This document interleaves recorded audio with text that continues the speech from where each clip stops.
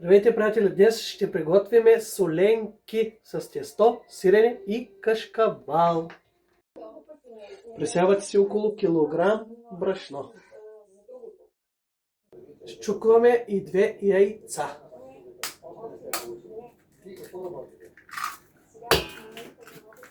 И една супена лъжица захар. Добавяме една супена лъжица сол. В чаша слагате 5 супени лъжици кисело мляко и една чайна лъжичка сода за хляб.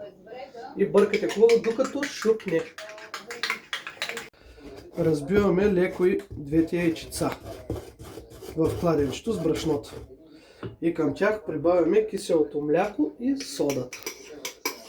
Разбъркваме отново киселото мляко с яйцата и в кутийка или чашка 200 мл хладка вода се добавя мая, една чайна лъжичка захар и 2 чайни лъжички брашно.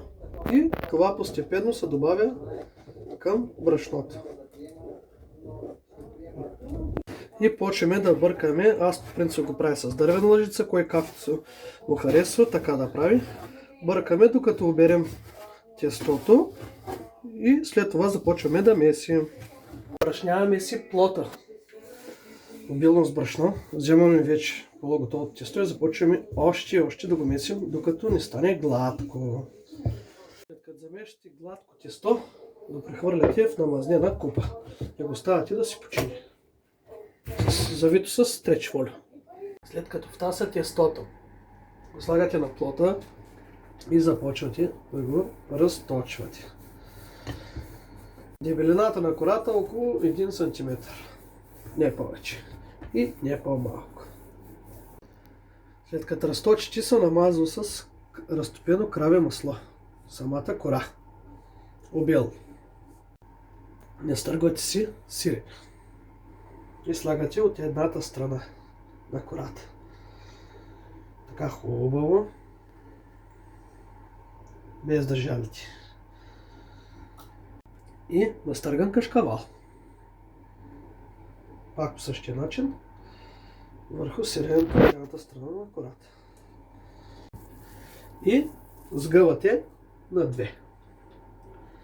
Гледате внимателно да не се скъса.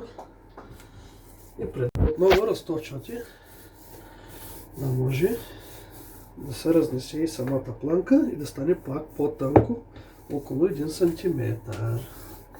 Разрязвате първо по средата. И след това на малки ивички. Разбивате си един жълтък и ги намазвате. Поръсвате ги с сусам. Печете на 180 градуса до готовност. Като са вече готови, ги намазвате с разтопено краве масло.